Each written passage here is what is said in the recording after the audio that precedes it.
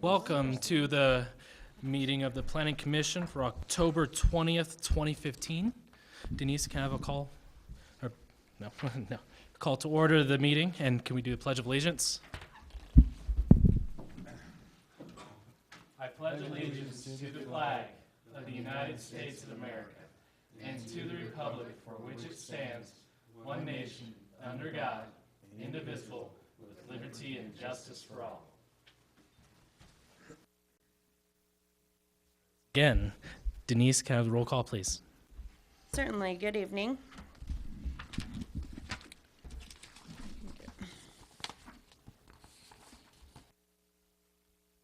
Chairman Grantham, Here. Commissioner Bellantoni, Present. Commissioner Martino, Present. Commissioner Troutman, Here. Commissioner Dunderman, Here. Commissioner Embry, Commissioner Gill. Here. Quorum. Before we begin, I'd like to welcome our new member, Austin Dunderman, to the Planning Commission. I hope you enjoy your next 3 years, sir. I'm looking forward to it. I told him before the meeting he had the 10-minute speech. I think we'll wait till next time. Can I have approval of the minutes for the Planning Commission meeting held on September 15th, 2015? I'd like to make a motion that the minutes be approved. Second. Denise, roll. Commissioner Gill, Aye. Commissioner Bellantoni, Aye. Chairman Grantham, Aye. Commissioner Martino, Aye. Commissioner Troutman, Aye. Commissioner Dunderman. Aye. Thank you. I'd like to open a public hearing. The provisions of the Canyon City Municipal Code, and in particularly Title 17 thereof, the subdivision and development regulations, and the comprehensive plan of the City of Canyon City are incorporated into the record of this hearing as set forth verbatim. Call for the city planner, proof of notice. Yes, Chairman. A written notice was mailed to all property owners within 300 feet at least 15 days prior to this meeting, as it was required. Thank you. Would the applicant please come forward and identify yourself for the record? That is you. Please state your name and your address for the record, please. My name is Edwin Kenneth McDowell Lee, and my home is at 323 North 6th Street here in Canyon City. I'm asking for an ADU of 447 square feet to the back of this property, and I'm open for any questions. Call for the report from the city planner, please. Yes, Chairman. I'll make this brief. This is a very simple application. Mr. Lee is requesting an accessory dwelling unit that is a special review use for 323 North 6th Street. That's in the R2 Medium Density Residential District. This is a single-family home on the corner of 6th Street and Harrison Avenue.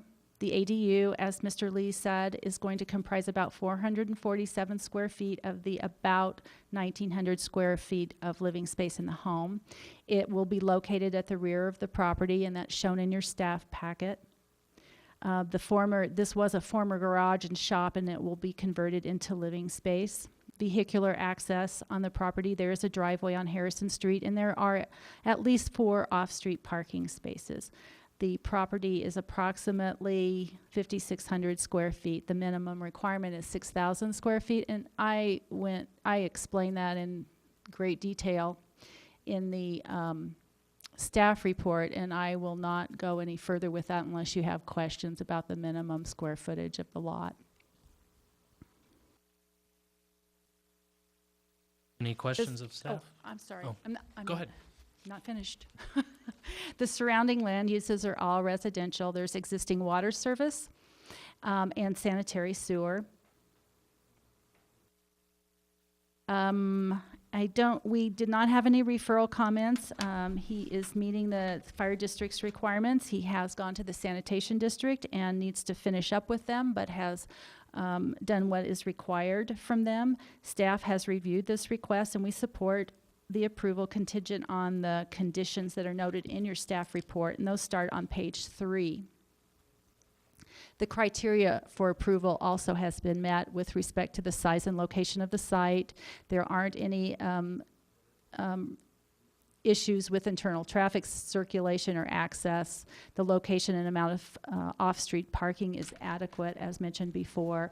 There are no fencing, screening, landscape issues. Building bulk and location meet the requirements, and there are no environmental influences that need to be mitigated. So the recommended conditions of approval are, one, that the applicant, I'm going to paraphrase these, I'm not going to read them all because they will be read more than likely in the findings of fact. The applicant has to comply with all requirements of the accessory dwelling unit chapter 1715 and all other zoning regulations. Number 2, the applicant has to obtain a building permit, electrical and plumbing permits, and obtain a certificate of occupancy if that is required. And number 3, the applicant has to comply with any and all requirements from the sanitation district and the fire district. Number 4 is a standard recommendation of material representations that what Mr. Lee has said he will do, he will end up doing. And number 5, that the approval that's granted extends only to the ADU plan as it's presented in this application. And I just want to kind of clarify that. Mr. Lee has requested an ADU that is to be located in the existing property, in the existing house at the back of the property. And we wanted to make that very clear because if Mr. Lee decided that he wanted to do an ADU as a standalone, he is not being approved for anything but the ADU that he has requested. Want to make that clear. And that this ADU approval will terminate within 1 year if he doesn't have a certificate of occupancy. We did have one response to the written notice. It was one neighbor. They had some questions and they had no concerns. Your advisory report, findings of fact, is in this packet at the very end. You can make one motion to approve if you wish to do so. And I'll answer any questions that you might have. Questions? Is there anyone out in the audience who wishes to address the commission on this item?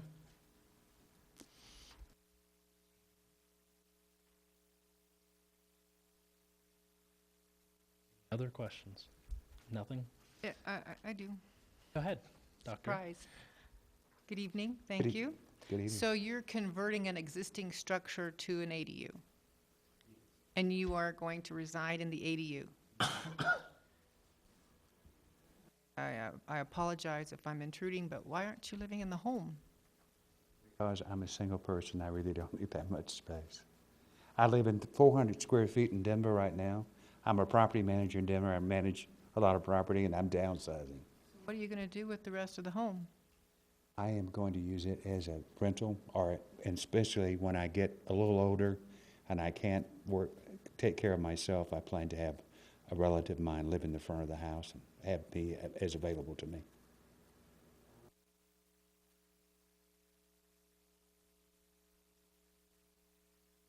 Sort of want my own space, but I might need help. My mother was, I've got some backgrounds of health issues in my family, and I just want to be able to ready when that might happen, and just want to be, the ADU looked like a wonderful thing that you folks have set up here in Canyon City for this kind of situation, and I just want to be set for that time if that comes for me. It did happen for my mother, and I'm sort of concerned about it myself.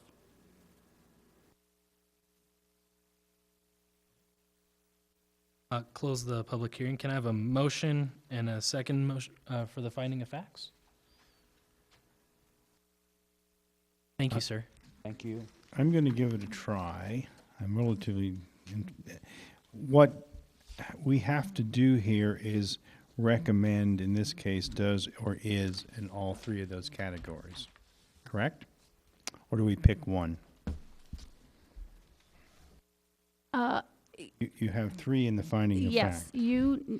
Yes, the criteria all of the criteria should be met. Okay. And I have and the underlined parts under that is my suggestion of how it is met. If you wish to change any of that or add anything else, you certainly may do so. Okay.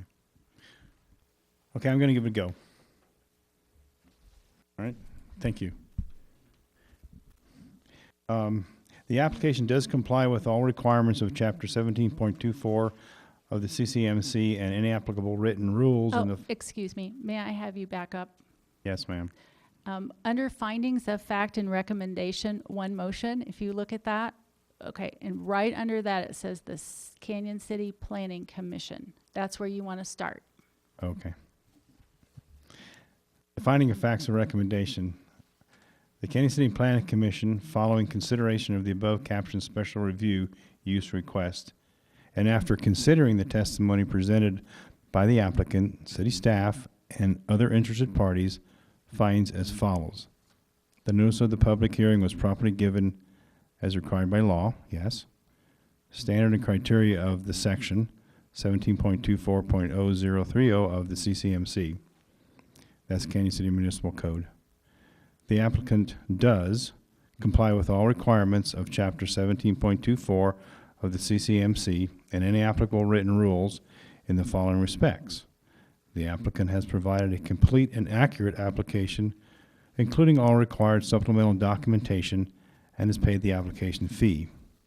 Number 2, the application is consistent with the purposes of the zoning ordinance as declared in Section 17.04.0020 of the CCMC in the following respects. The applicant has addressed the location, nature of the request, and character of the surrounding property to ensure that the proposed use will be compatible with surrounding land use and with the goal of promoting coordinated and sound development in the neighborhood. Number 3, the special review use is designed to be compatible with surrounding land uses and the area of its location in the following respects. The use will not generate objectionable noise, odor, or other environmental influences or negatively impact the availability of parking for the surrounding area. It will provide a use similar to the other residence uses in the neighborhood. Number 4, additionally, the Planning Commission finds none other. And then you may proceed to the next page and continue. As I read on. Therefore, based upon these findings of fact, and after having considered the development features of the proposed use, the Canyon City Planning Commission hereby makes the following recommendation of the Canyon City Council.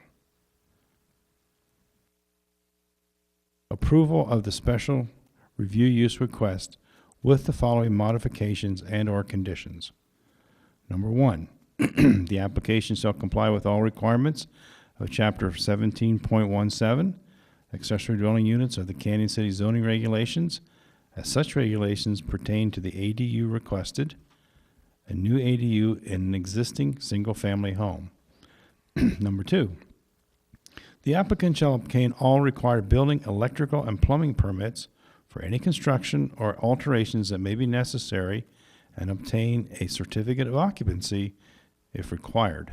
Number 3, the applicant shall comply with any and all requirements of the Fremont Sanitation District and the Canyon City Area Fire District. Number 4, unless otherwise modified by this approval or other subsequent decisions of the City Council, as it may apply to this request, all material representations made by the applicant in its application, submittal, and/or in any public hearing shall be binding upon the applicant. The applicant's failure to perform in accordance with such material representations could result in the revocation of the approval. Number 5, the approval herein granted shall extend only to the ADU plan as it is presented in this application, which is a new ADU in an existing single-family home, and will terminate if the ADU has not received a certificate of occupancy within 1 year of the approval of this special use request. That's the motion. I'll second. Can you call roll, please? Commissioner Troutman, Aye. Commissioner Gill, Aye. Chairman Grantham, Aye. Commissioner Bellantoni, Aye. Commissioner Martino, Aye. Commissioner Dunderman, Aye.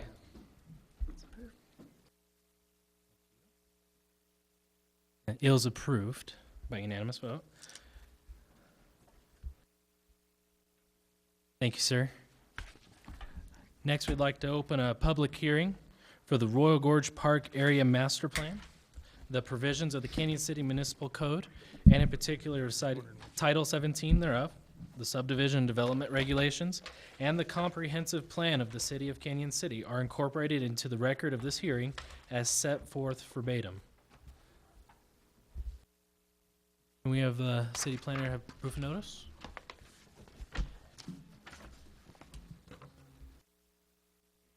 Turn the lights off, will that help you see? Would that be good? Maybe just to start out with, Oh, nice.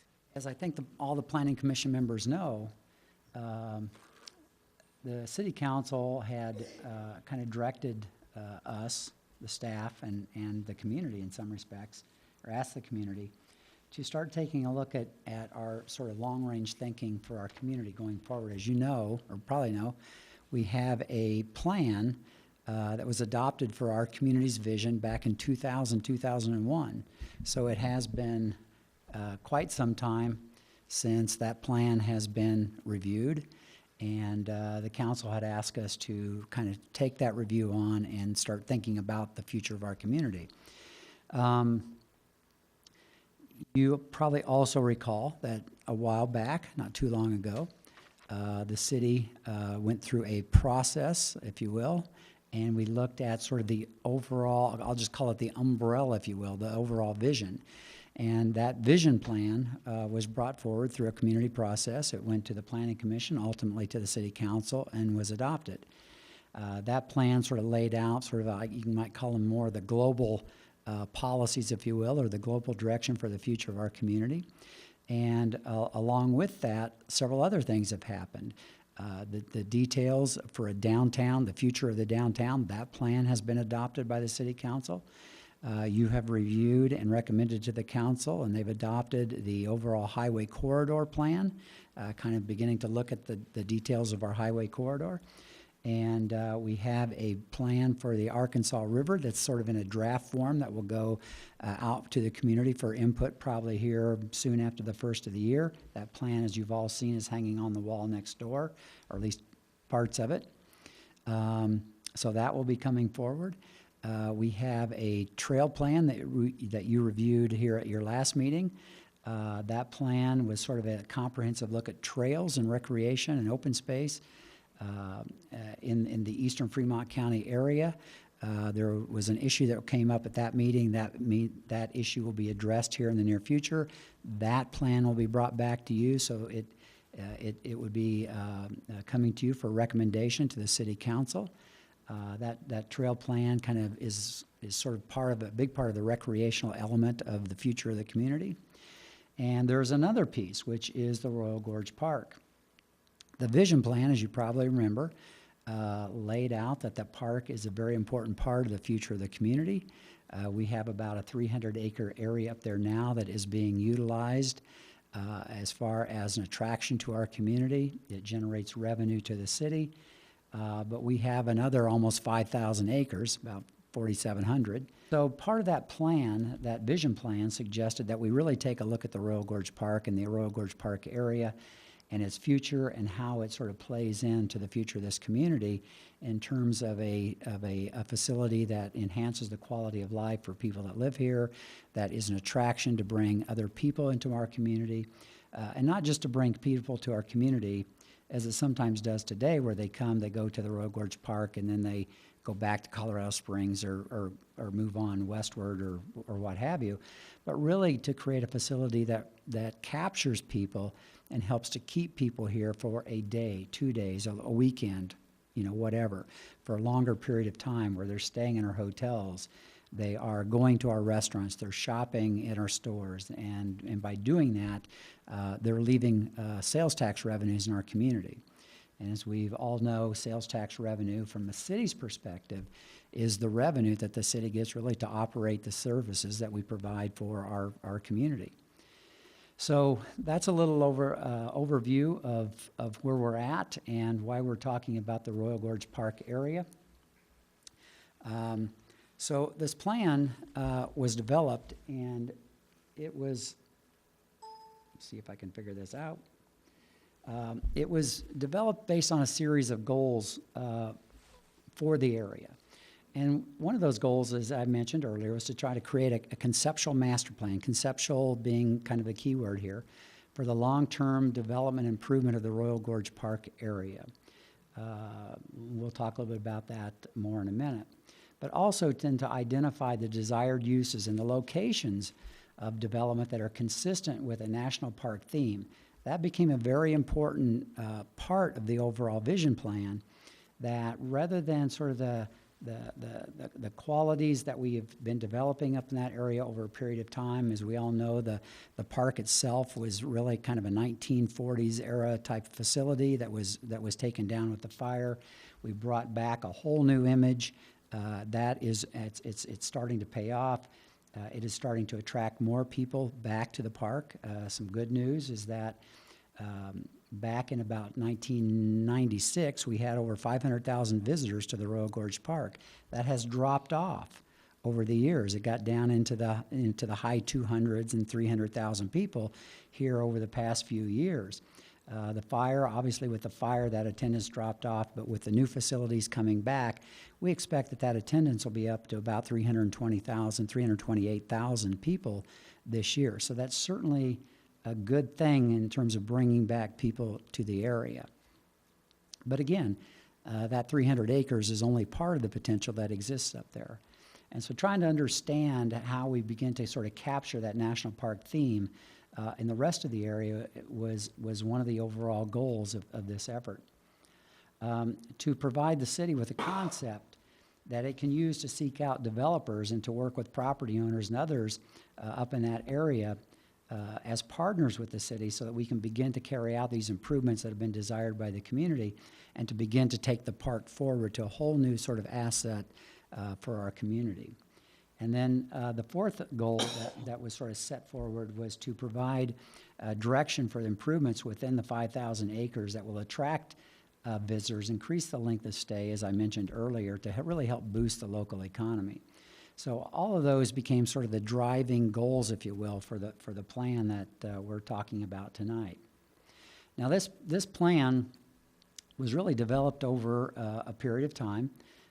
It started out with a consultant that the city council hired from Denver R&L that you probably recall. They did quite a bit of groundwork out on the site, walking the site, kind of going over the entire property to get to know it, to try to understand it. On October the 8th, there was a first public workshop that was held here at the City Hall. Notices were sent out to all of the property owners up in the Royal Gorge Park area. We did this workshop sort of in stages, where we invited in sort of what I would call the area property owners. They came in, were able to give their input. We invited in the business community, others in the community. So we tried to make sure that we were contacting as many people as we could to try to provide input about the future of the Royal Gorge Park.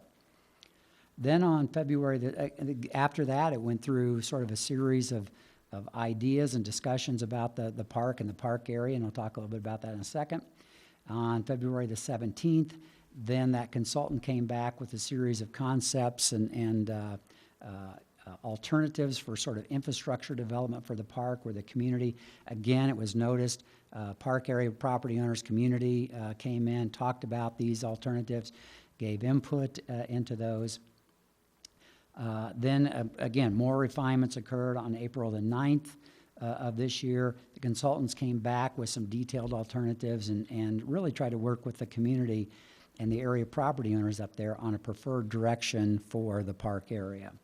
And then on July 22nd, the consultant came back with final recommendations based upon everything that had been gathered up to that point.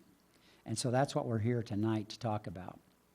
The consultant, when they first went in, a lot of this may be hard for you to see, a lot of lines on the maps. But basically, as I mentioned earlier, the consultants went in and really started looking at the overall park area in terms of the land, its constraints, what kinds of qualities exist up there. And there are a variety of different qualities that exist up there. There are areas that are sort of more open meadow. There are wooded areas. There are steep areas. There are flat areas, so on and so forth. And so each one of those areas, as a consultant looked at it, really had a sort of begged a different approach, I guess you could say. They found that, as I mentioned, there were steep areas, heavily land-covered areas, more open areas. There are some areas that were from highways and roads are very subject to views that you see when you drive into the area. Others are more hidden. Some areas more accessible than other areas, obviously key when it comes to talking about what kinds of things should happen there. Water accessibility, that was one of the big ones that, as we all know, is a big issue up in the park area, is water and infrastructure. There's very little of that now. Most of the water is trucked into the area. And so as far as being able to sustain any real development, what might be possible up in that area in terms of developing the water infrastructure. So they looked at all of the land to try to figure out, what might be possible. What are the constraints to the land? And then, of course, what are the opportunities? So if you take a look at those lands that are flat and so on and so forth, are there areas where there might be some more intense types of development, whether it's we talked about amphitheaters, we talked about lodging and resorts, and we talked about camping and eco-resorts, which are more sort of, I'll just call them sort of off the grid, if you will, type of experiences, and so on. So all of those kinds of things were considered based upon on the characteristics of the land and accessibility. What we also found is part of our study, again, because water was such an important piece of this, we looked to see if it would be possible to get water into the area. And the lines, I won't get into too much detail, but the lines on the map, the sort of the kind of that purple colored line coming off the right side, we looked at the idea of bringing water from the city up the highway up to 8 Mile and then coming in County Road 3A and what the potential for that would be. Obviously, it would allow us to connect to the city's water treatment plant, but the cost of this is probably almost prohibitive to even consider.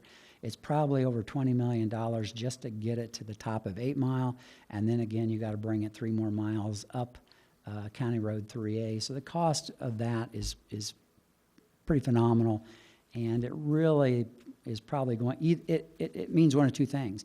It means you're probably not going to have development because you can't have the water line because it's so expensive, or you're going to have massive development in order to justify paying that much for the water line. So it's kind of one of two options there. We looked at other options coming in from the west, having a pull out of the river off to the west, coming up the highway. We looked at two other options that are sort of shown with the green arrows there.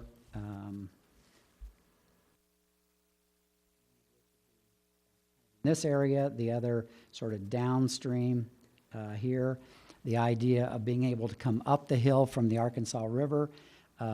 We found that those are two possibilities, but the main potential, the one that offered the greatest potential, is this location here, and that's basically the draw that the city has now, or that the park has coming up. It's basically coming up the incline. There's a water line coming up the incline.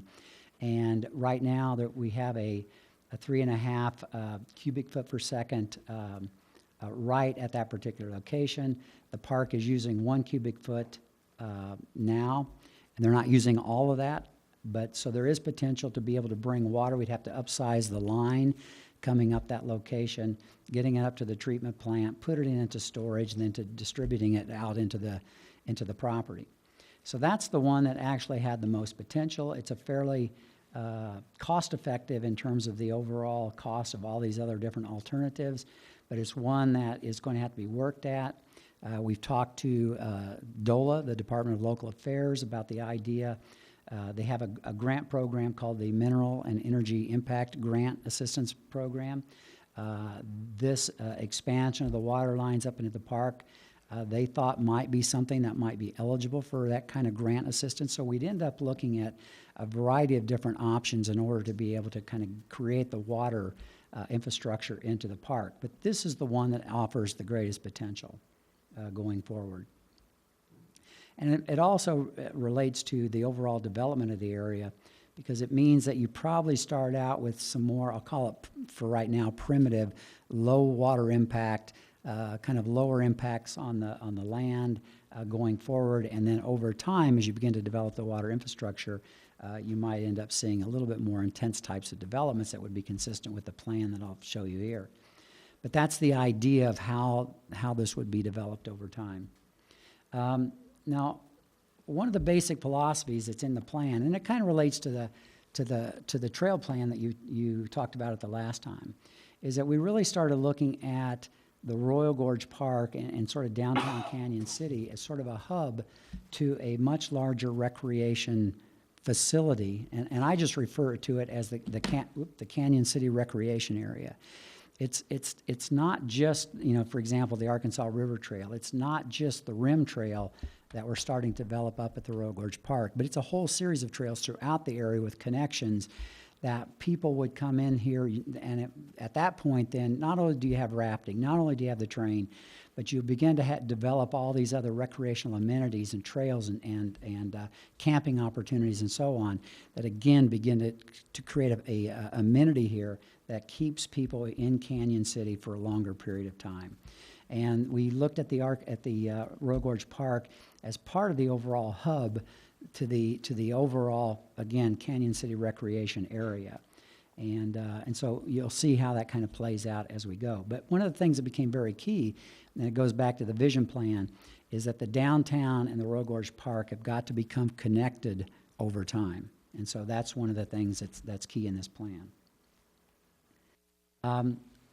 In terms of Phase 1A development, as I mentioned, it's starting out with sort of what we called softer programming. It's the more low-impact type of development. A lot of that is, as you probably know, we've already started to develop the Rim Trail up there, which is really, if you haven't walked it, I would encourage you to go do that. It's really, it's not a hard trail to walk, but it's got great views, and it begins to show you the kind of quality that can be developed in terms of an overall trail system up at the Royal Gorge Park. City Council is now considering a piece of trail equipment that actually helps to construct trails, so we can actually construct trails in a very quick way, very quality way. We're looking at that going forward. But developing this whole series of trails, this Rim Trail that kind of shows up on this map as sort of a line right along the rim. It sort of ties a bunch of facilities that we'll be talking about here. It ties together the bridge area on out, going out to the west. This area out in here is kind of where the small train turns around today. Some just absolutely, and you probably have all ridden that train, but some absolutely incredible views and opportunities out in that area that are sort of one of a kind. So begin to develop the trails within the 5,000 acres, but also now begin to start thinking about the linkages going beyond the 5,000 acres. And these are linkages that we'll have to work with over time with other property owners. For example, one of the things that we're looking at here is the idea of a trail that would come off a tunnel drive that would come up to Fremont Peak. Now, we would end up having to work with the state to get across some property in here. There is some private properties over in here, but the idea is to try to look and working with those property owners to create trail systems that, for example, once you got up here, whether you sort of came up the train and then uploaded, as you may have heard, one of the things that's being considered is that the incline might not be replaced, but there would be sort of a transportation system put back in its place that would allow people to go from the top down to the bottom as well as from the bottom up to the top. It's like you oftentimes see in ski resorts where you can get on a chairlift, you can upload your bicycles, you can get up onto the top, and then you can go. And you can get into this trail systems, whether it's hiking, biking, ultimately camping. But then there would be opportunities sort of at the end of your experience, a sort of downhill bike, if you will, back into town, which again begins to tie the whole thing together. The idea, again, we're starting to work, the city council has sort of approved this in the budget for next year, starting to upgrade our camping facilities. Our camping facilities, if you've been up there, they look like they've been there for a long time. They look like, you know, we really haven't taken good care of them. And the council has authorized us to start taking a look at those, begin to develop an overall character for the park, and to begin to upgrade those facilities starting out into next year. They've also authorized us to start looking at overall signage. So again, it begins to get that national park type of image and quality as opposed to your standard county highway signs, for example. We've talked about the idea of starting out with a primitive, I'll just call it a primitive adventure center, but it starts beginning to create that hub that we were talking about where people can come in. It's not the visitor center for the bridge, but it is a adventure center for the park and for the overall Canyon City recreation area, as I talked about. Tent camping, the trail network, all of those kinds of things are things that would start getting the ball rolling. So that's the phase one of this overall plan.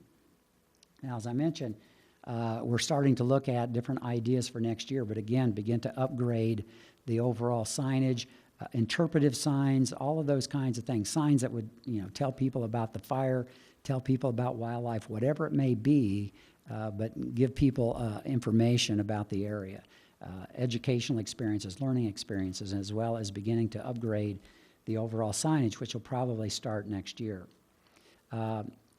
As we begin to gain momentum, we are starting to look at a couple of additional features, one of which would be an amphitheater. You probably have heard that we looked at an amphitheater site up next to the bridge. But when we went through this planning process, one of the things that the city council said is we don't want to settle for a site, we want to settle for the best site. And so they had asked the consultant to go out, take a look at the sites throughout the area, and try to come up with one that was the best site, not only in terms of its physical setting, but also the best for the community long term. And the consultant came back and they found a site, they actually studied a number of sites up there for an amphitheater. And they came back with a recommendation. And I guess the best way to try to describe it is if you go up to the park today, there's a new restroom there. It's where the sort of the guard shack was during the fire. You could actually drive up the hill to another picnic area up on top of that hill. So if you come up the county road, you begin to make the turn, and right there is kind of where that guard shack was back during the fire. There's a road then that comes up to that picnic area where you can come up and make that loop. Well, just over that hill is a site for an amphitheater site, which is spectacular. This kind of identifies some of the sites that were identified and reviewed, not the only ones, but some of the main ones. And what we found out is that there's a great opportunity to put an amphitheater up there, probably somewhere in the neighborhood of 2,500 seats, 3,000 seats. If you look at other areas, I mean, it has views that are probably comparable to Red Rocks up in Denver, and I'll show that and describe it a little bit. But other theaters that are around the area, there's one over in Zion National Park, which is a really high-quality theater, but it's a smaller theater. The Benedict Music Tent, if any of you have ever been up to the Aspen Music Festival, about 2,000 people that it holds. Red Rocks is a bigger facility, about 9,500, 9,700. If you've ever been over to the Gerald Ford Amphitheater in Vail, they have top name entertainment that go through there periodically. They have the Bolshoi Ballet, so on and so forth, about 2,500 seats in terms of fixed seating and then lawn seating at that facility. So we have a facility here that would probably be very comparable to some very nice facilities. But also, if you take a look here, we've started looking at the idea of trying to design a facility in terms of concept, that would really lay into the land, that would give it a very special a type of character. Again, very similar, it'd be different than Red Rocks, but in a way, the overall character that you have when you're out there in the natural setting would be pretty spectacular. The image up here to the right, unfortunately, it got cut off a little bit, but the image here to the right kind of shows where that amphitheater would set. This up in here is that upper loop area, or actually this is the bridge, this is the upper loop, and then this is where the amphitheater sets just down over that hill. But what it does do, it's sort of in a natural bowl right in that area. It looks right down into the river, into the gorge, so that 1,000-foot drop down into the gorge. And then as you look off to the east, it kind of cuts off up here, but you look out to where the gorge opens up to the plains off to the east. So it really is a pretty interesting setting, and I think one that with the consultants, they thought that rather than kind of pack everything at the bridge, that we should be able to take advantage of the entire park and to be able to put facilities so that it becomes a unique facility in and of itself, not just a facility at the bridge. So that was one of the reasons, but also the overall setting that exists up there was one of the things that drove this particular site. Now, as we begin to again, develop momentum in this, we start moving into some more refined facilities, one of which would be, as we begin to develop this amphitheater, we're probably starting to talk about developing the water resources up at the Royal Gorge Park. We're still talking about over on the west side of the park, some of the more primitive types of facilities, but nice facilities that you can be able to get to for camping and so on. Maybe the start of that eco resort. We're starting to, again, upgrade the signage. We have the amphitheater that has hopefully begun to take off. We have here now begin to take that primitive adventure center and begin to expand that into more of a permanent facility, again, so it can begin to evolve over time. And then we're starting here to start looking at the idea of developing more of what we'll call a full-service resort. That the way this would kind of lay out, and again, this is conceptual, but you begin to see here, this is where you come up, you begin to make that turn. This is the parking lot right now where that restroom is at. This is where the guard shack was at. You come on up to the bridge. You make that turn. This is where you come on up to that looped campground. This would be sort of redone, improved up in here. Over that hill, there would be the amphitheater. Probably a lot of this you'd either walk in from the available parking, or there would be shuttle buses that would bring you up into this particular area and drop you off. Trying to keep a lot of the cars out of the park and provide transit into the park. And then over time, as I mentioned, the expanded adventure center, and then over time, you begin to start looking at the idea of developing a resort facility. Just kind of some sketches of how that might begin to look as you begin to come up the road. Again, very conceptual. This is where you begin to make the bend to the west, and where you would end up in here to that where that guard shack is at or was at. You'd have a split off where you have sort of this adventure center, and then sort of beyond you start getting into some kind of a resort facility that really begins to tie into the overall architecture and character of the Royal Gorge. Now, these are just images from different national parks, but it's intended to show that just as we did with the visitor center, the city council members here will certainly remember this conversation.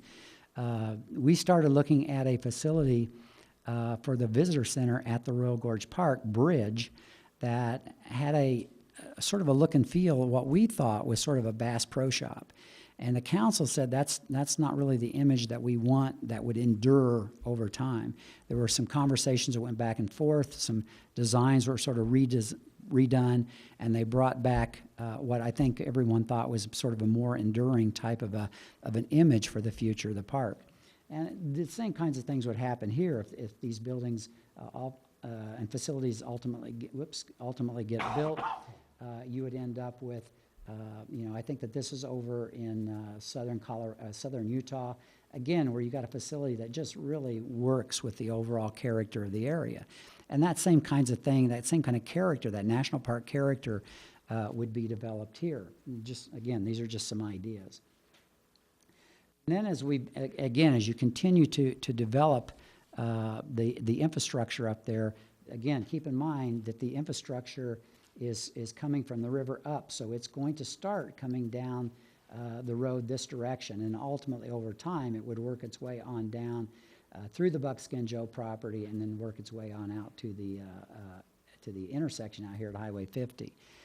And so over time, there would be probably opportunities to, there may be sort of interim development or ideas or uses at the Buckskin Joe property and other areas up there for that matter.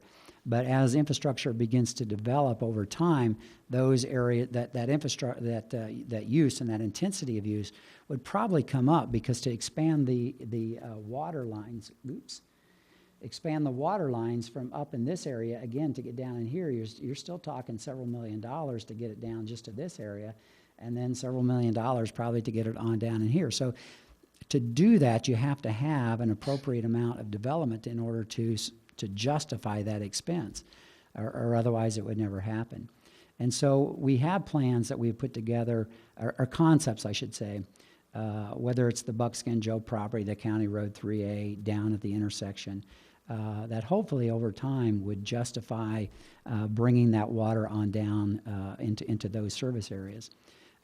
One of the things that we would talk about, for example, in time, is to start working with the owners here at the highway, so that we could begin getting sort of a design standard, if you will, in place for those areas, so that they begin to portray that sort of national park entry, and as we get water into that area. The Buckskin Joe area, ultimately it probably will expand again into more of an intense type of development, whatever that means, and there are some concepts about that. But the expansion would be stuff that would be, compatible with this overall national park type of development that we're talking about, recreational types of amenities that we've been talking about. There may end up being some residential or some real estate development. Again, you'd probably have to have that would be very compatible with this park, this quality that we're talking about. But you probably are going to have some kind of real estate development, again, in order to justify the water infrastructure cost. The overall eco resort, as I mentioned, you can kind of see the area out at near the turnaround here where the small train is at, or was at. The idea of having that eco resort, that area out there is probably not an area that's going to end up with significant infrastructure expansion. It's just too far out, too far removed, but there are incredible opportunities out there to have a facility where you could have, in a way it might be that glamour camping. It's an experience where you're out in the outdoors, very rustic, but it may have an upscale element to it. All those kinds of things are things that we would take a look at in that area over a period of time. Probably something, again, that's off the grid, if you will. We have a park, sort of commercial area. There may be an area here, as you're coming into the park, it might have other commercial elements. We talked about the idea of a film studio. There was a local entrepreneur that has some interest in developing sort of a film studio type of an approach. There are other things. There could be equestrian facilities, so on and so forth, that are sort of developed in this area. Again, that would tie in very nicely with the overall park concept that we're talking about here. And then tent camping, probably off to the east part of the park. As you probably know, that there are campsites up in that area now. They're not the best campsites, but we can certainly do things to really upgrade those and make them facilities that we're proud of, and places that people would really want to go and stay, but more tent oriented. So again, the eco resort, just some ideas of what that might be. Small cabin types of development. Again, the glamour camping types of approaches that you might have here. Some of those kinds of things that might happen. This one is probably very hard for you to read, so I won't take too much time reading it. But basically what we've tried to do within the overall context of this plan is to lay out phasing so that we can really begin to get the ball moving, so that we start creating that momentum, we get it moving, we keep that ball rolling over time. As that ball continues to roll forward, certain improvements are being made in the area, things that will attract people into our community. The ball continues to roll. We begin to bring the infrastructure into place. That brings in another level of improvement, and ultimately then we end up with sort of the full improvement of the area. So in general, that's the plan that has been laid out. So I think that what we're talking about tonight is to get your input. And if you feel that there's a comfort level here, I think some of you have participated in some of these meetings that we've had with the community over time. And if there's a comfort level sending this forward to the city council. A couple things just for informational purposes. You know, the city council is very interested in trying to get the ball rolling, if you will, soon. They have already sort of asked us to start looking at trail construction in the park, as I mentioned earlier. That is already started, and we're looking at continuing that next year. We are looking at designing this tunnel drive trail. So regardless of what would happen up in the park, designing this tunnel drive trail to Fremont Peak, getting that design, that's going to be a significant trail design that we're going to have to go through. And obviously we'll be going to GOCO probably in the not too distant future, maybe next fall or the spring of 17 for construction funds to be able to construct that trail. The amphitheater, if we do go forward, I think the city council has indicated that they'd like to see if we can look at that feasibility, that amphitheater, maybe going into next year to make sure that we have a facility that's feasible, that will bring certain types of entertainment in here, whatever that may be, or what types of entertainment it would bring in here. Start looking at partnerships agreements. As you probably know, you go to certain places and you see Budweiser. I'm just picking one out of the air.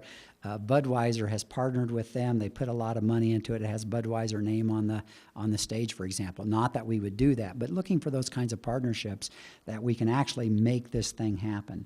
The new signage, as I talked about, stuff that we'll start working on over the course of the winter, going into next year. City Council has asked us to start taking a look at some of these campgrounds, to come up with an overall character image for the design of those things and the upgrade. And then also the City Council has asked us to start looking at the annexation of that area next year. So those are some of the things that are sort of on the table. And hopefully the community has been behind this plan and putting it together. And the question is this a plan that you feel should be part of our future? So that's why we're here tonight.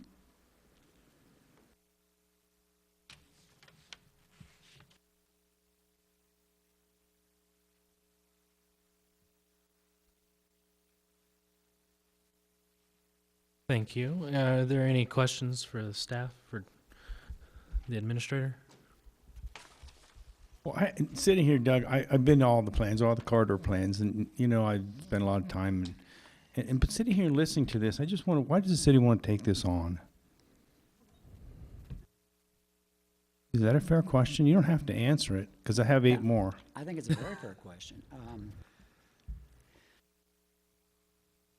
As I mentioned earlier, we take a look around our community, and we need to. Can you use your mic, please?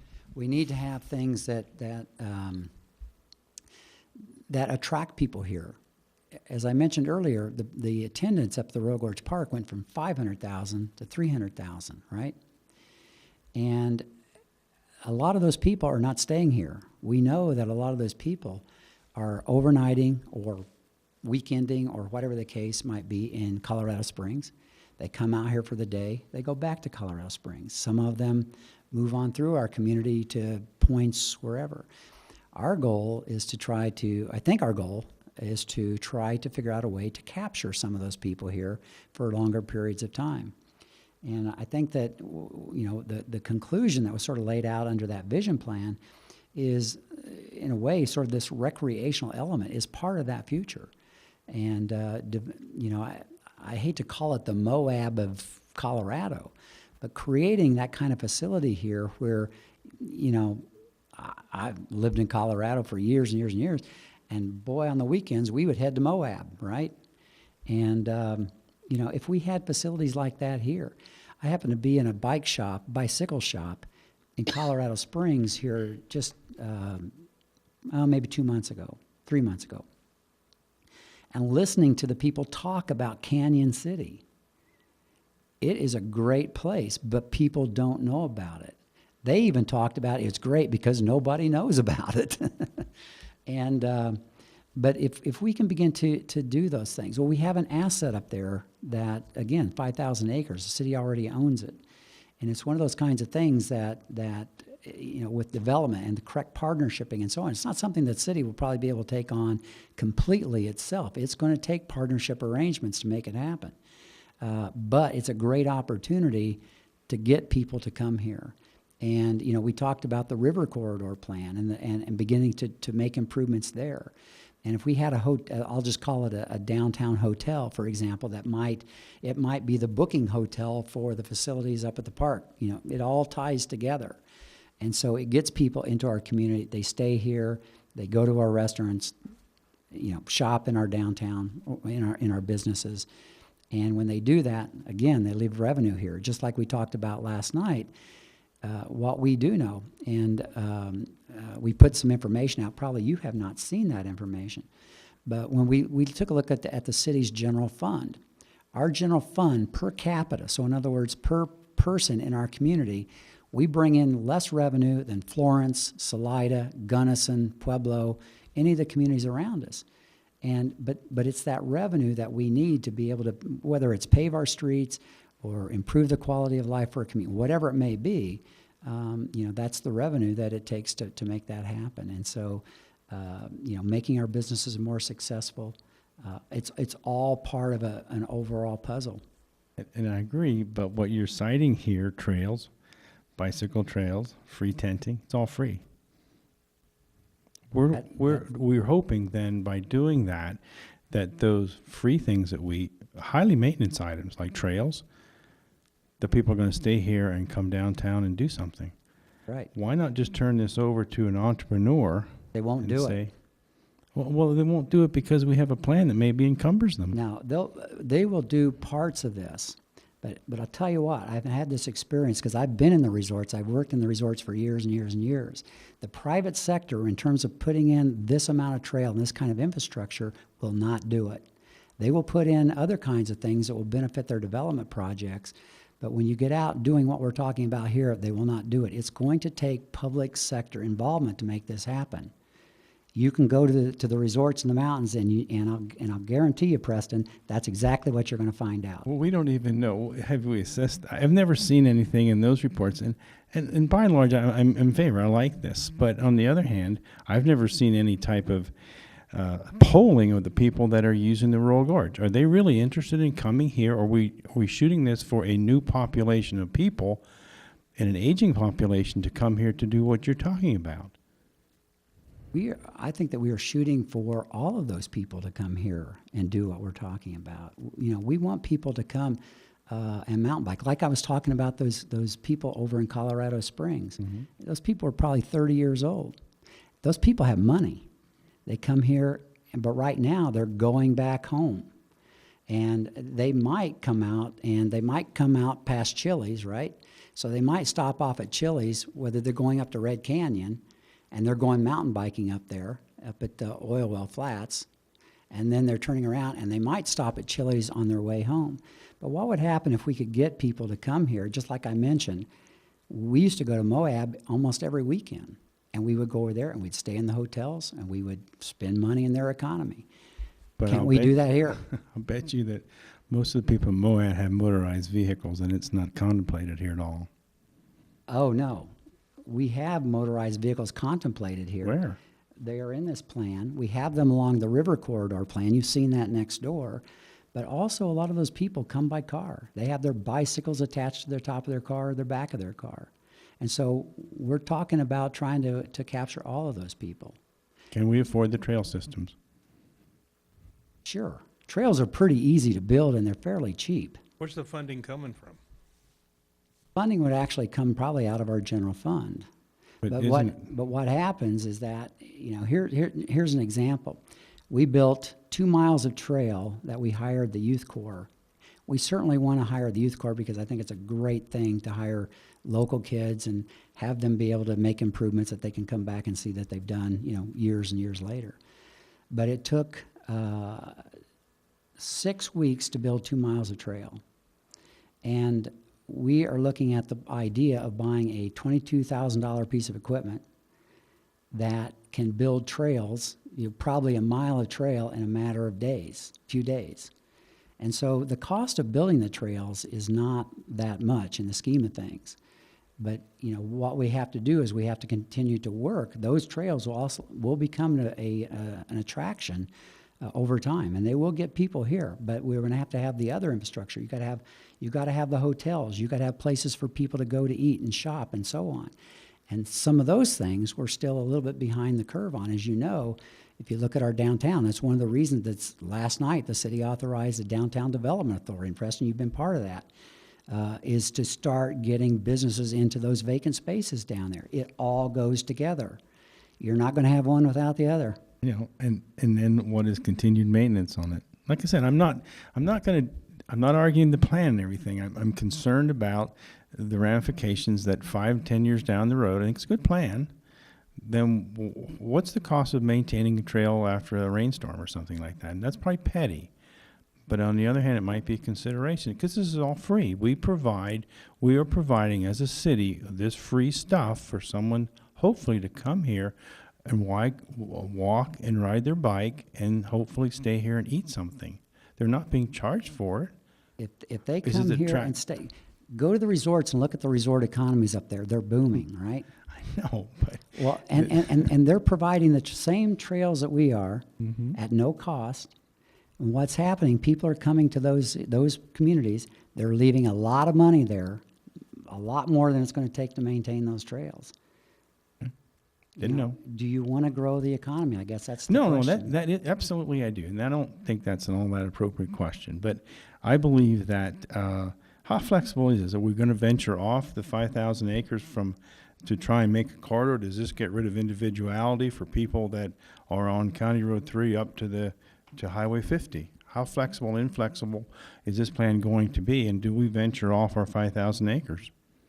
Well, the plan's intended to be flexible. And because like I said, is that if we're going to get water down into that area, and I think the people at 8 Mile were really kind of begging, we really would like to have water. And they're hauling their water, as you know now. And if we are able to get water down there, we're going to have to be somewhat flexible in terms of figuring out what the mix or intensity of development is going to be that's going to justify getting that infrastructure down there. And so what we have said in here is that, we have ideas in here for, the land yachts, if you will, the RVs. That's in here. We have ideas in here that might allow residential development in some fashion because it's residential that very easily can help to justify that infrastructure expansion. And so, there will be things that will develop over time, probably things that we don't fully know today. What we're really trying to look at here is the 5,000 acres and how it can begin to really set that area up for success in the future. Agreed. Okay. Angela? Do you have something? How did you know? So it seems that it's very apparent that the city is hoping to promote and get into the tourism recreation business, correct? I think that that's, part of what the city has been after, trying to figure out how to attract people here, so that would be correct. But so you're getting into the recreation and tourism business. So in a business, there's a net profit. So does the city, I'm just going to be blunt, does the city see net profit from any of the feed services at the bridge in your 5,000 acres? Does the city see net profit today? Or from I don't know. the plan that we're talking about here? Is it anticipated in your business plan as you're moving into the tourism business that you're going to see or you're hoping for a net profit that you can put back into this to help defray the cost? Sure. As I mentioned earlier, take the amphitheater for a second. One of the things that we're looking at next year is, if we're going to go forward with this plan, is a feasibility study. Number one, we want to make sure the thing is feasible. If it is feasible, and working with partnership agreements, the idea is not to build something that is going to be a drain on the resources, but something that will bring people in, something that would generate revenue, by itself. It would bring more people in. It would put more people through the bridge. As more people go through the bridge, as you know, we have a lease on the bridge, and we get revenue out of the people that go through the gates. So again, it all sort of works together. So yes, we would expect that there would be net gain in revenues, if you will, as well as the indirect revenues, which would be in the form of sales tax. So the, okay, so you do receive proceeds from the bridge, and you are, I guess, I'm concerned, and back in the 90s, might have been the 80s, and no, I didn't read it myself, I heard about it because I wasn't born yet. There was in Forbes magazine an article about McDonald's, and McDonald's was, believe it or not, not doing well. And they were not doing well because they changed their focus from fast to flavor. Do you remember this article? You weren't born yet either, huh? So you heard about it. Unfortunately, I was. Yeah, well. But they're having the same problem now. Okay, so my point is that what happened is that once McDonald's realized that they had to move away from flavor and back to fast, what they were good at, their business flourished again. So I'm concerned that I understand the intent. This is an exciting plan. I can understand why people jump on board. My concern is that the business of the city, municipality, and the government, is there going to be a distraction of tourism so that the business of the city gets interrupted? I'm concerned about that because we all know as we walk around the street that we hear that. City has a black eye. I mean, when we work, as every commissioner here does, we talk to people, people talk to us, and our job is to listen and then explain what we're doing, why we're doing, and hopefully the intent of the council and you and your ideas in this. And sometimes it's easier than other times. But first, my concern is that the city's focus is changing from fast to flavor, and your focus is changing from city to tourism. So I guess I'm feeling like a second-class citizen because my city's too busy worrying about tourism. So I got to overcome that. The other thing is that it says here, your commercial area gateway managed design guidelines. That's the existing structure. That's your anchor that started this or have enhanced the bridge and worked partnership with the bridge all of these years. And then I read further on that you're going to use utilities as a hook to get them to change their look. Have you told Mr. Ninus and Seifert and all the people out there that this is what's going to happen? Because I'm going to bet they'd love to have water. They would love to have water. Yeah, but In fact, what the hook is that I got to spend money to change the front of my building. We actually did talk quite a bit about this, and I think that they would like to see the quality upgraded up there. They would like, they are all willing to change their building structures. Well, you're jumping way ahead. We have no idea. It might be signs. It might be access, combining access points. We don't know what that is yet. But I want to come back to the point that you were asking initially, because it's an interesting point. It's a good point that, if you go into the resorts, this model, we're not cutting new, new trails here, if you will. This model exists in many places. The city government, and we provide services to our community. That's our focus. But at the same time, you got to have somebody that's going to get this ball rolling.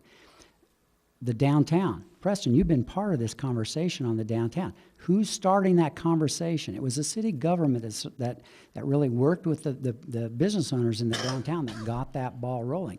The downtown, the city government does not want to be in the middle of attracting businesses into those vacant buildings. So we put a downtown development authority in place. That's what's being done. We don't, we haven't run the bridge. We have a business up there that runs the bridge for us, right? we would more than likely have a business that would run the amphitheater for us, just like what happens at Red Rocks. This model is not new. You know, so we're not going to take the city, you know, off of its main focus. But the city right now is in a position we are trying to get the balls rolling, and it's going to take our community stepping up in the form of, you know, who's going to participate on the Downtown Development Authority. There are going to have to be people like Mr. Troutman and probably others that are going to have to take that ball once it gets rolling.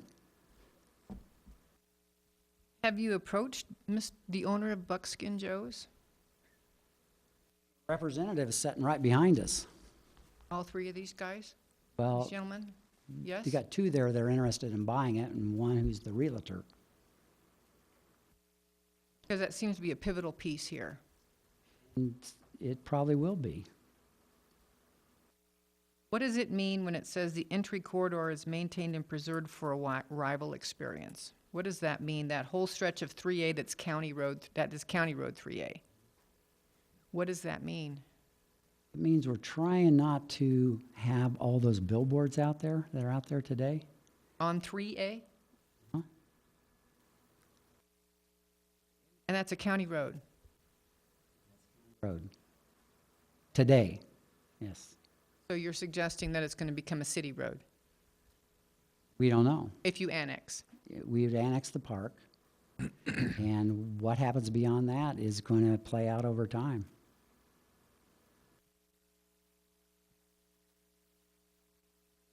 Mr. Chairman, I'd like to Go ahead. say something if I could. And I may sound a bit simplistic, but, you know, we're a little bitty town here who has an incredible asset up there. And I think because we've lived side by side with it for so long, we kind of take it for granted. But this Royal Gorge Park is a world-class asset, world-class. We're sitting on a gold mine, really, and doing nothing with it. We're down here scrambling around trying to fix our crumbly roads and begging for a 1% tax, when if we do this right, and it's going to take stepping off into the unknown, and it is a very visionary process, but you have to start somewhere. Because this, if we play this right and develop this park in the manner to which we plan to do it, we shouldn't ever have to worry about money again in this town.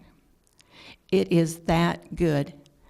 It is a national park quality feature that we've turned into a roadside attraction, where actually the attendance is falling over the years. You heard that last night at the budget meeting.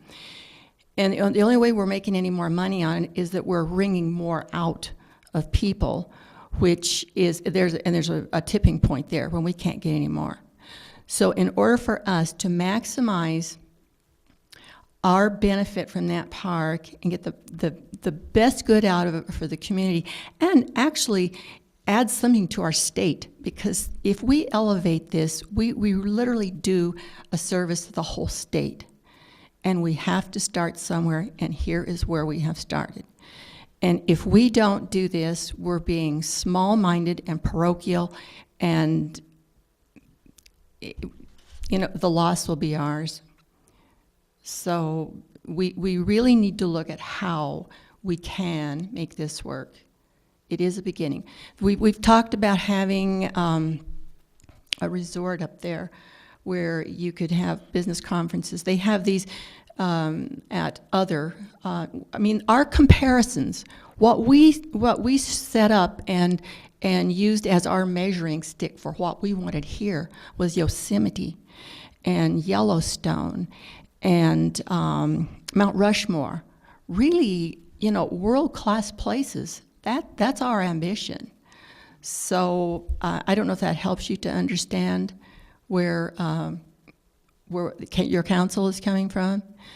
That there's no reason for us to be living here in abject poverty when we have such an amazing asset that we're squandering. And you're right. and I don't disagree. And what we're trying to do is add value, as Doug says, to an increment of the population that doesn't come here for various reasons. But you have to understand, and you do understand, that Disneyland has Knott's Berry Farm next to it. I just was at Mount Rushmore, and Mount Rushmore is kind of isolated by itself. It's kind of isolated. You drive out to it, and all the way there, you have different types of businesses, from the reptile gardens to people hawking other stuff. That's the individuality of it. And I'm afraid sometimes when we put these master plans and stuff in place, we're all going to look like, why would an entrepreneur want to look like the Royal Gorge Bridge? I think it's a great idea, but the Royal Gorge Bridge needs to look like the Royal Gorge Bridge. And if my signs are going to be a little bit different to differentiate what I do to get people to come to my business, so be it.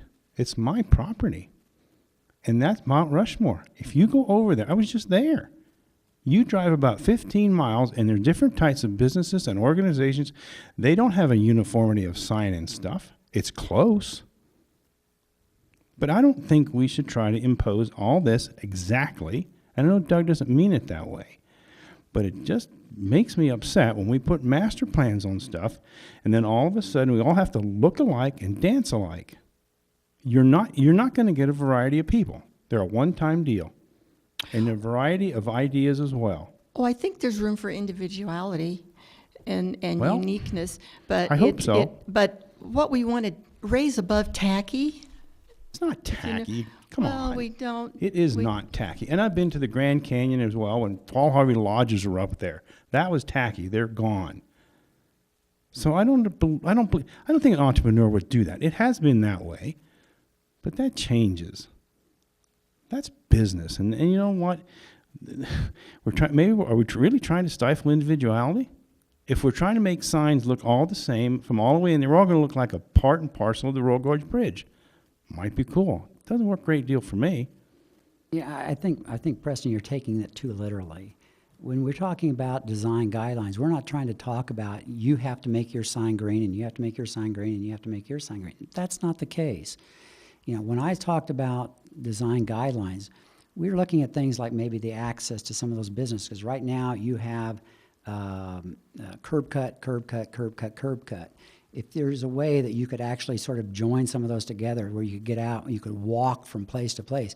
Right now, if you want to go from place to place, you get back in your car, drive down the highway, turn off the next one, get back in your car, drive down to the next one, right? Right. but- And, okay. and so, you know, you're I got that, jumping but way too far ahead. You're going to traffic design and everything else. What I'm talking about is simple, ordinary signage that people ought to be able to do. Does it have to follow the guidelines like a national park or national forest or whatever? Or can I put a sign out there that the Reptile Village is a great example. And if we don't do it our way, you don't get water. Are we going to get into that? Yeah, like This I is said, about right so now, much more than signs. Yeah, I think that you're comes almost down starting to to that. micromanage. No, I'm we're not. we're No. still at a concept here. Okay. Is And- that concept going to kill? And nobody has tried to figure out what that is yet. All right, well, there's a And danger going down that road. In time, if the community said, "Well, we want to micromanage signs and we want them all to No, be green," well, you're I going don't think to. that's ever going to happen. Well, but we we're do not that even now. there.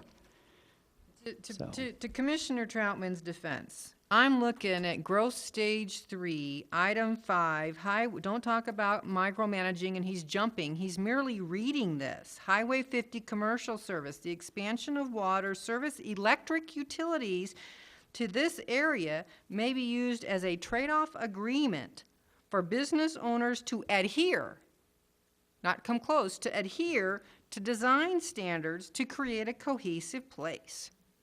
So I think that's what Preston's talking about. And I don't think that he's micromanaging. Is that what you read? Yeah, that's what's going to happen, Okay. but you know, you're probably far down the road, and you're absolutely right. I think the plan's fine. I mean, I don't have a problem with it. nobody knows, you know, what that means. Does that mean trying to take it and make it a place, again, that becomes walkable, where you could have sidewalks and you can walk from place to place? Does that mean controlling signs? Does that mean controlling lighting? Who knows? Well, We're not even there to talk about that. okay. Commissioner Gill? What I see here is a dream and a vision for the future. Councilwoman Frida made a point that we have something here that, quite frankly, not a lot of places in the United States have. Such a thing of beauty, something that is world renowned, to expound on. What I see this is a vision. I see it as an outline for the future, and a vision for the future. I don't see anything in here that says this is what we're going to do and this is how we're going to do it. I'm sure that this will be approved as stages go on, by whatever level of government it needs to be approved by. So, like I said, what I see here is I see a dream, I see a future, I see prosperity in our city for our children and their children and their children, and a wonderful place for people to come and say, you know something, I want to come to Canyon City. What I see here is a vision, I see a plan, I see a ball that's at the top of the hill that just needs to be shoved a little bit and then dodge the boulders as it goes down, which is something that's going to take, it's going to happen as it goes through each and every stage of its development. That's how I feel about it. Go ahead, Councilman, or Commissioner. Commissioner, sorry. I just have one question. The commercial area gateway, are we going to try to make sure that that doesn't overshadow our downtown? I think that that's one of the things, again, coming back to the overall vision plan, that it talked about these have to work together. It can't be something where that thing becomes an area that sort of pulls people out of our downtown, out of our community, not just our downtown, but out of our community, and you get up there and you stay up there and you never come into to Canyon City. That's absolutely what we don't want to have happen. And so the kinds of things that happen up there are going to be things that are going to have to be compatible with our community, and they're going to have to work together. So we're still going to be able to maintain like what goes in there, Yeah. not to control the market at all in any way, but to make sure it complies with Canyon City first, and the park second. Yeah, because that was one of the big goals in the vision plan. It cannot pull out of the Great. downtown or out of our community. They've Thank you got to very work much. together. Thank I you, mean, Mr. Dodson. that one, it's, and you probably heard, well, you may not have, but during the discussion, that was, all boats need to rise. And that one needs to help bring up our downtown. Our downtown needs to help bring that up as well. So they all work together. Oh yeah, I'm definitely all in favor for both of them. They definitely need to be brought up. I just want to make sure that we keep that even keel between the city being first and then the park second, because that's really what it's about, is Canyon City. Right. Great, thank you. City owns the park. The park does not own the city. Right. For sure. Go ahead, Commissioner. My question is, and it kind of goes back to funding again. I'm listening to this, I think it's a great plan, the future looks great.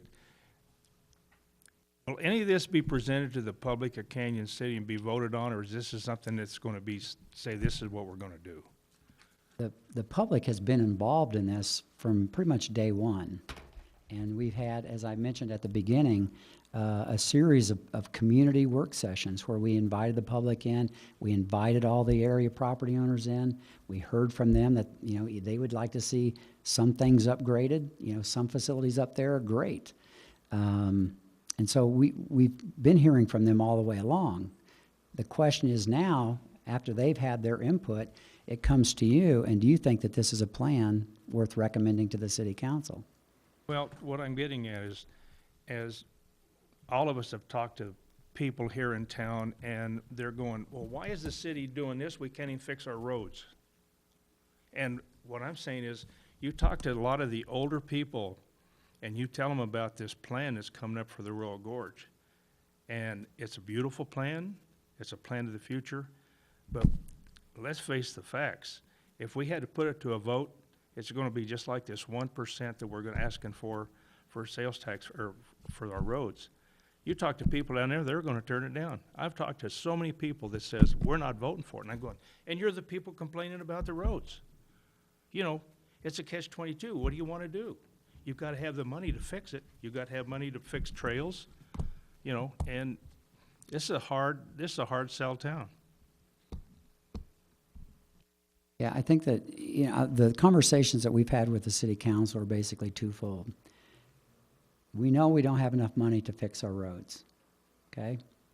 So the city council posed the 1% sales tax rate increase, which the community may or may not vote for. But at the same time, I think what the city council has said is that we have to continue to invest in our future as well.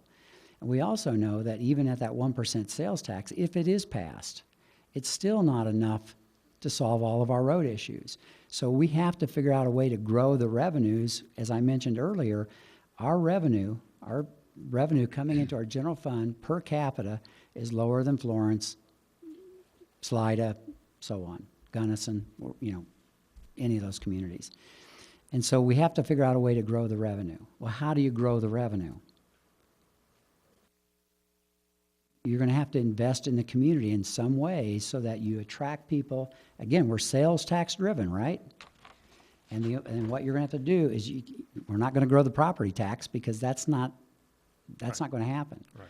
We got to grow the property tax. So how do you grow the property tax? You got to find a way to get people to come into our community. You got to get Preston and the Downtown Development Authority so that they're getting businesses into those vacant spaces downtown. So they're places for people to go and shop. And when they shop, they leave sales tax revenue here. You know, you can't stop investing and trying to, you know, you got to plan for the future too. Full agreement with that, but I'm just thinking, the people of this town, they're a hard sell people, and if it went to the vote of the people, I just wonder how quickly it would be passed. I really do. You know, we were in Branson, Missouri, and down in Memphis, and ran into a lot of people, and they said, "Where are you from?" I said, "Canyon City, Colorado." They said, "Really? Where's that?" I said, "Have you ever heard of the Royal Gorge?" "Nope." You know, had no idea where it was at or what it was all about. Now, you take a look at, I don't want to keep talking because your meeting is getting late here, but you take a look at the attendance and what's happened at attendance at the Royal Gorge Park. 500,000 to 300,000, right? We just brought up new facilities, and what happened? We may have grown 20,000 attendance this year. You take a look at the state of Colorado, and I know the resorts reasonably well. Those resorts up there have invested millions and millions and millions of dollars to continue to attract. They continue to sort of make themselves over, continue to improve. And by doing that, they are bringing people into their community. They're generating sales tax revenue. They're improving their amenities, improving the quality of life for their residents, and so on. And we've got a facility here where for years we were putting very, very little money into that. So what was happening? People were going to Vail. They were going to Elitch Gardens in Denver, wherever it may be. They stopped coming here. And we have to do things that are going to try to get them back here and try to keep them here. And sure, one of the things that we can do is we can say, you know what, we would just as soon, we're going to focus all of our money into the roads. And that's it. That's an option that you can certainly recommend.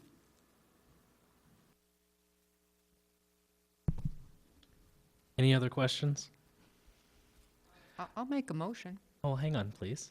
Is Oh, there yeah. anybody from the audience who would like to Oh. address the commission on this item? If so, please state your name and your address for the record. Those in favor go first. Those opposed can go second.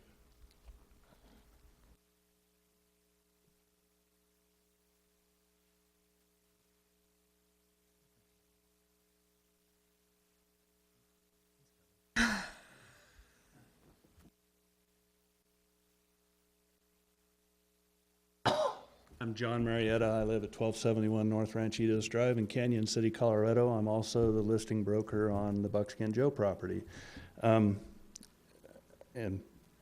in Doug's defense, if you wanted to be involved in this process, there was a number of meetings and planning sessions that were conducted, and I have been to most of those through this plan, and have reported back to the property owners of Buckskin Joe. So The short answer to that question is yes, they are aware of it. Do they agree entirely to the content? And the answer to that is probably not. The concerns become the amount of cost that you add to the potential future development that you're going to place on private property ownership. And that's always, from my perspective on the outside, on the private property side, anything the city wants to do on the city park is absolutely appropriate. You own that. Those are your property rights. This plan at some point begins to insert cities' design and elements of that design into private property that's owned by private citizens. And the cost is borne, by and large, by them, but influenced by the city. Our current prospective buyers have much more in common with this plan than we have against. There's absolutely nothing wrong with the intent to make County Road 3A look better than it does. I think everybody would be in agreement to that. How do you insert that influence over those private property citizens is where planning and zoning and the city council need to be careful. Because right now that's outside of the city's jurisdiction, outside of their zoning. And if you can't see the annexation coming, then you're not paying attention. And that's always, and rightfully so, that's how you pay for infrastructure.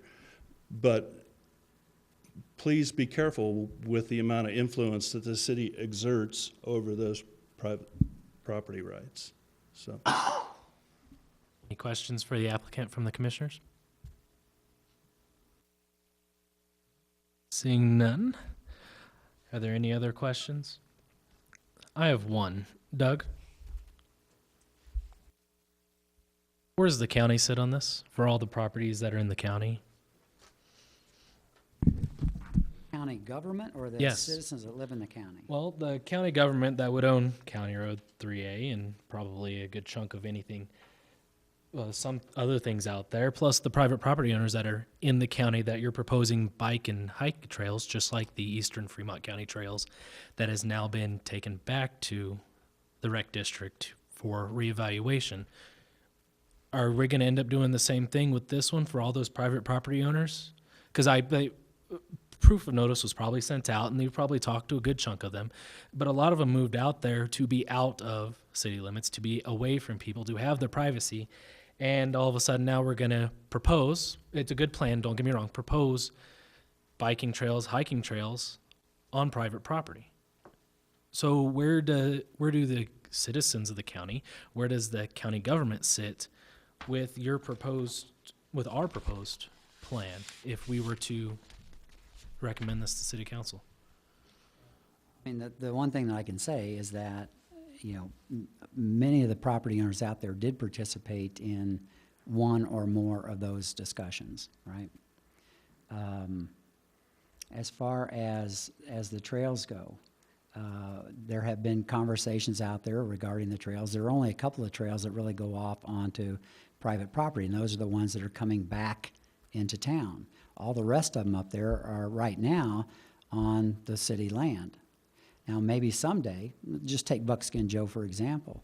As that property begins to develop, they may say, what we'd like to be able to do is begin to tie some of those trails into our property. We'd like to, and I met with those guys yesterday. We'd like to be able to have rock climbing. We'd like to be able to have horseback riding or whatever. I'd like to be able to take some of we might want to have an equestrian facility, and we might want to have a trail that ties into the trails on the park. All those conversations will happen someday in the future, and that will be up to them. But that would have nothing to do with us. Who's us? The city. That would have nothing to do anything off of city property. They could make a trail of their own if it's their own property. That's right. And tie it in if you're abutting to theirs. So what does that have to do with this? What does that have to do with outside city limits or city property? I'm not sure I understand your question. The question is, we're making all these plans and we're jumping over our property, making plans to the north, to the east, to the south. That's not ours. Why is that incorporated into our plan? I understand we're probably going to annex, or they're going to attempt to annex up the highway, and probably all the way through, but not yet. That could be 5, 10 years in the future, or less, but not now. Why are we trying to make the plan now and then grandfather in everything that comes after? I think that the reason that we're trying to do it now is we're trying to give it a vision of what the area should become for the future. How does it all tie into that national park kind of quality that we've been talking about? The city is going to be working, all of you are going to be working very hard to put infrastructure into that area. Is it worth putting infrastructure in that area? You know, it may be that you might want to say, let's don't even worry about the infrastructure. Let's let it, those areas become whatever they want to become. They probably won't have water. They're going to have to truck water, and maybe that's okay. What you may want to say to the city council is you recommend the part within the property or within the 5,000 acres, but don't worry about the property, the parts outside of the property. That's up to you. And then the city council will take your recommendations into consideration, and they'll take action on, whatever they decide to do. All right, the resolution says that. I think it's very clear. It says 5,000 acres will put the city, period. So, Well, we'll close the public hearing. Can I have a call for a motion and a second for the finding of fact? I'd like to make a motion that we approve the resolution number 4, series of 2015, a resolution amending the city's comprehensive plan to add there to the Royal Gorge Park Area Recreation Plan. I'll second that. Denise, can you call roll, please? Commissioner Troutman? Aye. Commissioner Gill? Aye. Chairman Grantham? Aye. Commissioner Bellantoni? Aye. Commissioner Martino? Aye. Commissioner Dunderman? Aye.